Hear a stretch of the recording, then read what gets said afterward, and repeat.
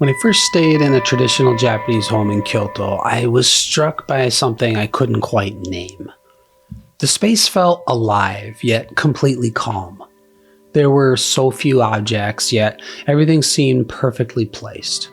My camera stayed in my bag that first evening. I just wanted to sit and absorb this feeling of deep peace.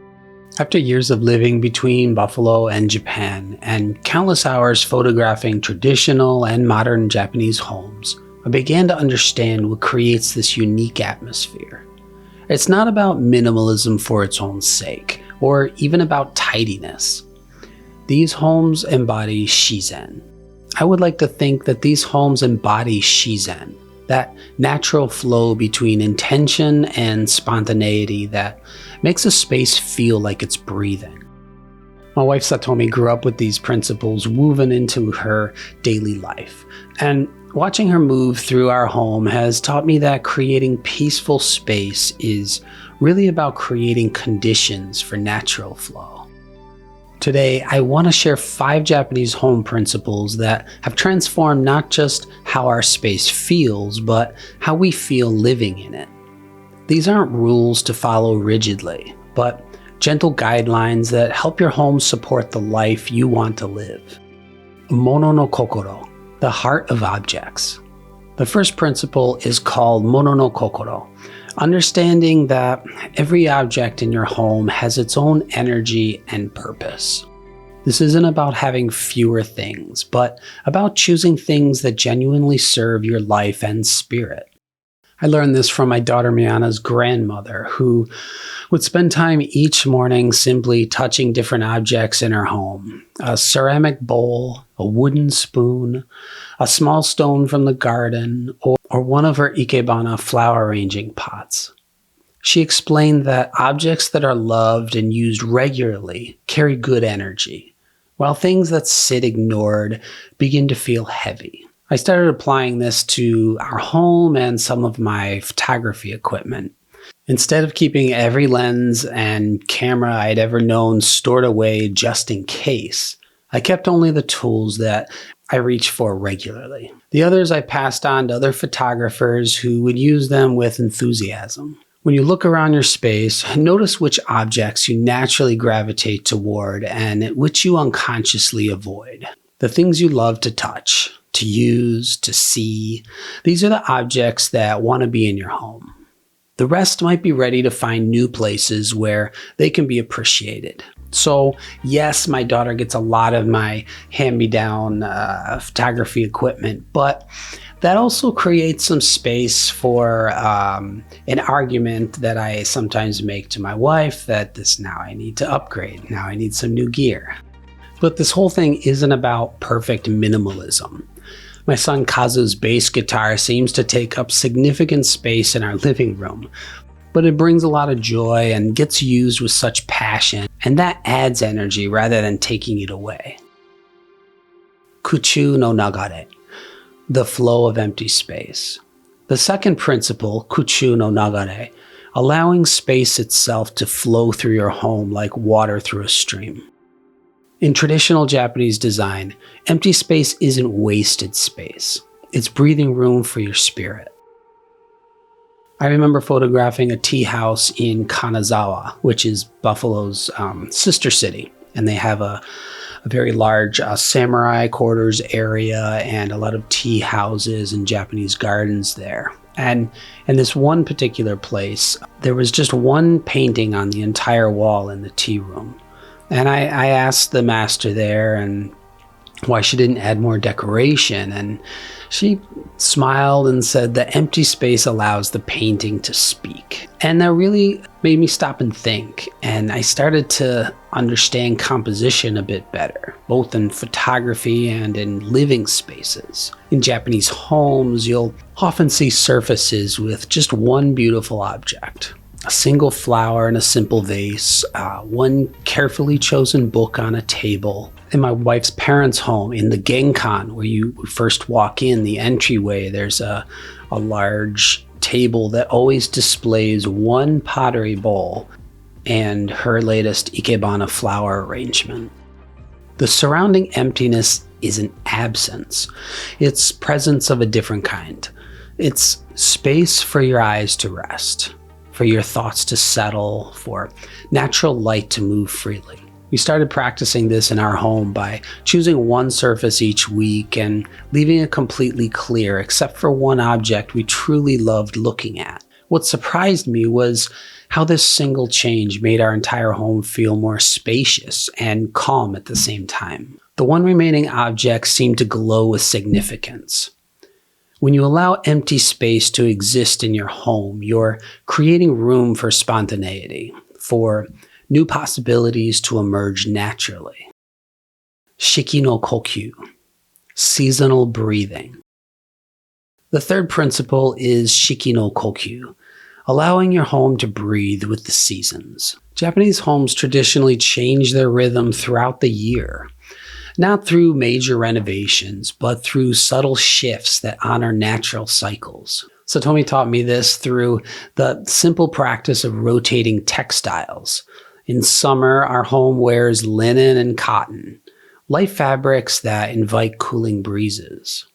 When autumn arrives, warmer wool and deeper colors appear, almost like the house is putting on a cozy sweater. It's not about buying new things each season, but it's about having a small collection of beautiful textiles that you genuinely love and rotating them mindfully. I began applying this principle to the artwork on our walls as well.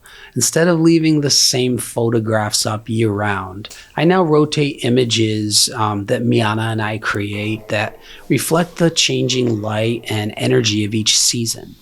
Spring brings pictures of cherry blossoms and fresh green growth. Winter calls for images of snow, bare trees, and the subtle beauty of dormancy. We also have a Samsung TV called The Frame, where I display my daughter Miana's and my photography on the screen. I create seasonal playlists that keep us in touch with nature and seasonal experiences we've had. This practice has taught me to notice the natural rhythms happening outside our windows and invite them into our daily life. Our home feels alive, responsive, connected to something larger than itself. Even something as simple as changing which books are visible on your shelf or which plants get prominent placement can help your space feel like it's breathing with the natural world. Teire no Kokoro, heart of caring maintenance. The fourth principle is Teire no Kokoro, approaching the care of your space as a form of meditation rather than a chore. In Japanese culture, cleaning and maintenance aren't separate from spiritual practice. They're expressions of respect for the space that shelters your life. I learned this most clearly from working with Japanese garden designers in Osaka. When I was training with them, they never worked frantically to get it done. Now, muscle and planning are definitely part of the process when, selecting and moving large trees in the beginning. But the aftercare I did with the owner was more introspective. He moved slowly, touching each plant with attention, removing weeds along the way like he was having a quiet conversation with the garden and with the earth. The garden work became a form of moving meditation. I started trying to bring this same quality of attention to indoor tasks as well. Washing dishes became an opportunity to appreciate the warm water, the simple rhythm of cleaning, the satisfaction of caring for objects we use daily. Folding clothes became a moment to handle fabrics mindfully, to appreciate garments that serve us well. When I clean my camera lenses, each lens cloth movement becomes deliberate, grateful. I'm not just maintaining equipment, I'm honoring the tools that help me capture beauty. This shift in perspective transforms maintenance from drudgery into a form of active meditation. Your home becomes not just a place you live, but a place you collaborate with daily. Wa no Chikara, the power of harmony. The final principle is Wa no Chikara, creating harmony between all elements in your space so they support rather than compete with each other. This doesn't mean everything must match, but everything should feel like it belongs to the same gentle conversation. This principle became clear to me when I visited the home of my friend who's also a shakuhachi player in Nara. And he comes from a family of professional calligraphers. And his home is, it's beautiful. It's adorned with mostly his father's calligraphy. But nothing in his space was, expensive or elaborate, but every element felt perfectly placed. We began practicing this by paying attention to how different elements in our home spoke to each other. We noticed that our wooden dining table felt more beautiful when paired with linen placemat rather than plastic ones. Not because one was more expensive, but because the natural materials created a conversation of textiles that felt harmonious. My son still manages to make a colossal mess each time we sit down and eat together, so we do pull out the plastic placemats often. But at least we found one with a textured, natural-looking pattern that fits the atmosphere that we're going for. The principle extends beyond objects to include light, sound, and even the pace of movement through your space. Harsh overhead lighting might conflict with the gentle rhythm you're trying to create. Soft, warm light from lamps at different heights can make the same room feel completely different. When all elements in your home work together harmoniously, your space begins to feel like a single, coherent expression of who you are. These 5 principles, understanding objects' energy, allowing space to flow, breathing with seasons, caring as meditation, and creating harmony. They work together like elements in a photograph. Each one supports the others to create something greater than the sum of its parts. You don't need to transform your entire home overnight. Choose one principle that draws you in and begin there. Maybe start by finding one surface that can breathe with emptiness, or by approaching one daily task with meditation-like attention. The goal isn't to create a perfect Japanese home, but to invite the spirit of Shizen, that natural flow between intention and spontaneity, into your living space. When your home embodies these principles, it becomes more than shelter. It becomes a daily teacher, showing you how to move through life with greater presence, appreciation, and natural rhythm.